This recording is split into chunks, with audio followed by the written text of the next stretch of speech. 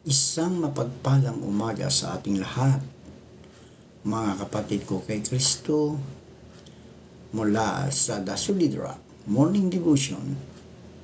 Isang kagalakan na muli tayo ay makapagbulay-bulay sa salita ng Panginoon sa umagang ito. Mga ilang minutong pagbubulay-bulay ng mga salita ng Panginoon upang papurihan at sambahin ang ating Panginoong Hesukristo. Ang ating pong pagbubulay-bulayan ngayong umaga ng Lunes ay matatagpuan sa Isaias 65:17. Ito ang sinasabi, sapagkat narito ako'y lumilikha ng mga bagong langit at ng bagong lupa, at ang mga dating bagay ay hindi maaalala o mapapaisip man. Pinagpala na po tayo sa pagkabasa at pagkarinig ng salita ng Panginoon. Tayo po ay manalangin. Dakilang Diyos na mapagmahal, narito muli ang iyong mga anak upang ikaw, Diyos, ay sambahin sa magandang umaga na iyong ibinigay sa amin.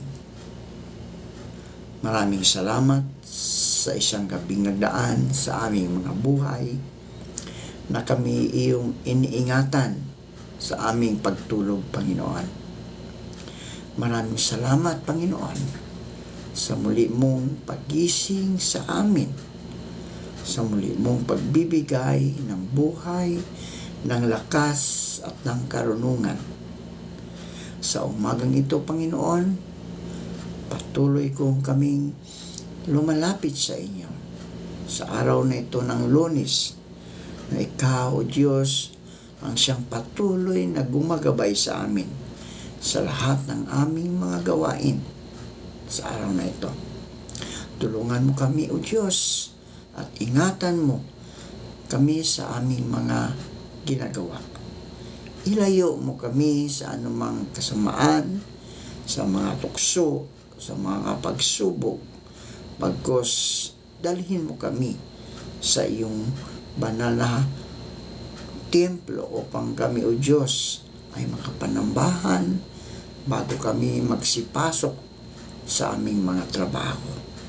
Panginoong Hesus, sa umagang ito, aming naalala ang aming mga kapatid sa pananampalataya na nangangailangan ng kagalingan dahil sa mga karamdaman. Abutin mo po ang mga anak mong ito, O Diyos, at ibalik mo ang kanilang lakas na nawala dahil sa karamdaman. At ito'y pagalingin mo, Panginoon. Panginoong Hesus, amin ding inilalapit sa inyo ang aming mga kapatid na nagsisihanda sa kanilang pagpasok sa kanilang trabaho, O Diyos. Ingatan mo sila sa kanilang pagbabiyahe, Panginoon. Ilayo mo sila sa anumang kapahamakan, sa mga karamdaman. Bagkus, akayin mo sila tungo sa iyong kalwalhatian. Gayon din po, Panginoon, aming naalala ang aming mga kapatid na ngayon ay nagsisihanda, at sila, O Diyos, ay patuloy mong gabayan. Ilayo sa kapahamakan, Panginoon, ang aming mga kapatid, mga kaibigan na nasa mga bilangguan. Sila man ay napagbintangan o nakagawa ng kasalanan, O Diyos. Sila po'y iyong ingatan sa loob ng kulungan upang sila, Panginoon, ay magkaroon ng panibagong buhay sa kanilang buhay, Panginoon. Kanilang mamuni-muni, Panginoon, ang lahat ng mga bagay na kanilang nagagawa. Patawarin mo po, Panginoon, ang bawat isa sa amin dahil kami po ay makasalanan. Wala pong tao na dito sa mundo ay perfecto, Panginoon. Bagamat dahil sa iyong kagandahang loob, inutusan mo ang iyong kaisa-isang anak upang kami tubusin sa kasalanang nagawa namin, Panginoon. Maraming salamat, Panginoon, sa paglilinis mo sa aming mga kasalanan. At sa umaga rin ito, Panginoon, patuloy namin inilalapit sa inyo ang aming mga kapatid na nagtatrabaho sa ibang bansa. Patuloy mo po silang ingatan doon, lalong-lalo na, Panginoon, sa mga bansang may kaguluhan, hindi pagkakaunawaan. Ilayo mo po ang mga anak mo na naroon sa lugar ng kaguluhan, Panginoon. Ingatan mo sila, proteksyonan mo po, Panginoon, ang iyong mga anak. Kaya din po, Diyos, aming naalala ang mga kaibigan namin, mga kapatid na naghahanap ng trabaho. Ito man ay lokal o abroad. Naway makasumpong sila ng magandang trabaho sa tulong ng banal na Espiritu upang sila, o Diyos, ay magkaroon ng hanap buhay. Amin ding inilalapit sa iyo, Panginoon, ang aming mga kaibigan, kapatid na mangingisda, na sila po'y ingatan mo sa laot ng karagatan, tulad ng pag-iingat mo sa iyong mga apostol na naroon sa laot ng ang malakas na hangin ay kanilang naranasan at ito'y iyong pinahinto. Amin din inilalapit sa iyo ang aming mga kapatid na magsasaka. Patuloy mo po silang ingatan, gabayan, lalong-lalo na ang kanyang mga pananim, Panginoon, sa panahon ng malakas ang ulan, may mga baha. Ilayo mo po, Panginoon, ang kanilang mga pananim sa anumang kapahamakan upang sila, o Diyos, ay makaahon sa kanilang mga kahirapan, Panginoon. Tulungan mo ang aming mga kapatid na ito, Panginoon. Lord, sa umagang ito, maraming salamat sa mga katugunan, sa aming mga panalangin na may pagpupuri at pasasalamat sa matamis na pangalan ni Jesucristo na aming Diyos at tagapagligtas. Amen.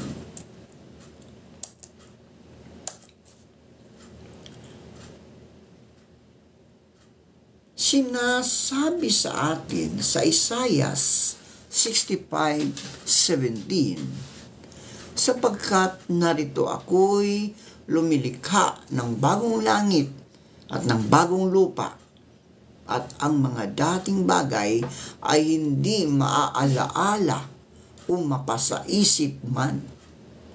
May ilan na pinakahuluganan ang Isaiah 65:17 na pagdating natin sa langit ay wala na tayong maalaala.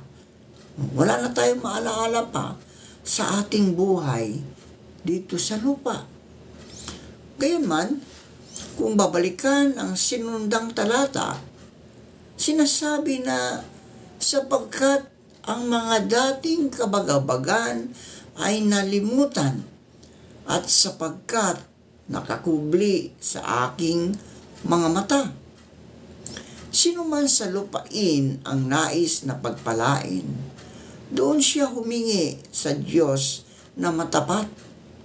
At sino man ang gustong mangako sa pangalan ng Diyos na matapat, gawin niya ito. Mapapawi na at malilimutan ang hirap ng panahong nagdaan.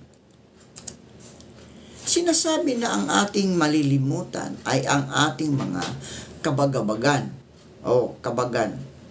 Hindi ang lahat ng ating alaala. Ang ating alaala ay lilinisin, tutubusin, pagagalingin at ibabalik, hindi papawiin. Walang dahilan kung bakit hindi natin tataglayin ang maraming mga alaala ng ating buhay habang nabubuhay pa tayo sa lupa. Ang mga alaalang aalisin ay ang mga alaala ng kasalanan, sakit, at kalungkutan.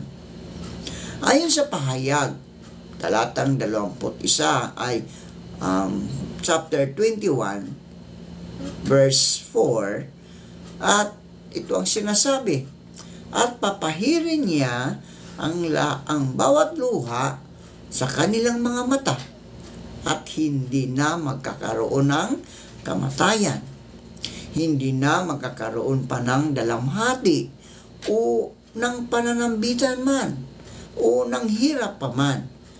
Ang mga bagay ng una ay naparam na. May ilang punto sa kwento ni Lazaro at ng lalaking mayaman ayon sa Lucas 16:19-31 na nagpapakita na naaalala ng mga patay ang kanilang buhay sa lupa. Hiniling ng mayaman kay Abraham na ipadala si Lazaro sa lupa upang babalaan ang kanyang mga kapatid na lalaki upang huwag silang pumunta sa lugar ng pagdurusa. Naalala niya ang kanyang mga kamag-anak, kaya tiyak na naaalala din niya ang kanyang sariling buhay dahil hindi niya hiniling na mahango siya sa impyerno o inisip man na baka may pagkakamali kung bakit siya nasa impyerno. May isang lalaking mayaman. Nakadamit siya ng kulay ubi at pinong lino. Namumuhay siya sa karangyaan araw-araw. Mayroon doong isang lalaking dukha na ang pangalan ay si Lazaro. Siya ay puno ng galis. Inilagay siya sa tarangkahan ng mayaman. Mahigpit niyang hinagad ng busog mula sa mga mumong nahulog mula sa kapagkainan ng mayamang lalaki. Ngunit maging ang mga aso na lumalapit ay humihimod ng kanyang mga galis. Nangyari nga na ang lalaking dukha ay namatay. Siya ay dinala ng mga anghel sa piling ni Abraham. Ang lalaking mayaman ay namatay din at inilibing. Sa Hades, siya ay naghihirap. Sa paghihirap niya ay itinanaw niya ang kanyang paningin. Nakita niya sa malayo si Abraham at si Lazaro na nasa kanyang piling. Tumawag siya ng malakas. Amang Abraham, kahabagan mo ako. Suguin mo si Lazaro upang isawsaw niya ang dulo ng kanyang daliri sa tubig. Ito ay upang mapalamig ang aking dila, sapagkat ako ay lubhang nagdurusa sa gablab ng apoy na ito. Ngunit sinabi ni Abraham, Anak, alalahanin mo na sa buong buhay mo, tinanggap mo ng lubos ang mabubuting bagay. Gayon din naman si Lazaro ay tumanggap ng mga masasamang bagay. Sa gayon siya ay inaaliw at ikaw ay lubhang nagdurusa. Bukod sa lahat ng mga bagay na ito, sa pagitan namin at sa iyo ay mayroong isang malaking bangin. Dahil dito, sila na maghahangad na tumawid mula rito patungo sa iyo ay hindi makakatawid. Maging sila na maghangad tumawid mula riyan patungo sa amin ay hindi makakatawid. Sinabi niya, kung gayon, hinihiling ko sa iyo, Ama, na suguin mo si Lazaro sa bahay ng aking ama. Ito ay sapagkat ako ay may 5 kapatid na lalaki. Suguin mo siya upang magbabala sa kanila ng sa gayon ay huwag silang mapunta sa dako ng pagdurusa. Sinabi ni Abraham sa kanya, ang isinulat ni Moses at ng mga propeta ay nasa kanila. Hayaan mo sila ay makinig sa kanila. Sinabi niya, hindi, Amang Abraham. Sila ay magsisisi kapag pupunta sa kanila ang isang nagmula sa mga patay. Sinabi ni Abraham sa kanya, kung hindi nila pakikinggan si Moises at ang mga propeta, hindi sila mahihikayat kahit na may isang pang bumangon mula sa mga patay. Sapagkat ang kaanyang kaalaman tungkol sa kanyang buhay sa lupa at alam niya na nararapat siya sa impyerno. Ngunit walang katibayan na naaalala ng mga nasa langit ang kanilang mga paghihirap dito sa lupa. Ang alaala ng mayaman ay bahagi ng kanyang paghihirap. Kung mayroon mang maalaala tayo sa langit, ang mga iyon ay mga alaala na magbibigay sa atin ng kagalakan. Manalangin tayo. Marami pong salamat, Panginoon, sa mga salitang aming na pagbubulay-bulayan ngayong umaga. Salamat, O Diyos, na kami ay patuloy na maglilingkod sa inyo upang kami, O Diyos, ay makarating sa iyong kaharian ang buhay na walang hanggan. Panginoon Hesus, aming naalala ang aming mga kapatid na nagsiselebrate ng kanilang kaarawan ngayong umaga. Pagpalain mo po ang lahat ng mga anak mo na nag-celebrate ng kanilang kaarawan, maging ang kanilang mga wedding anniversary. Pagpalain mo sila, O Diyos. Ano man ang kanilang hahawakan, ano man ang kanilang ginagawa, ingatan mo po ang lahat ng iyong mga anak. Maraming salamat sa pangalan ni Jesucristo na aming Diyos. Amen.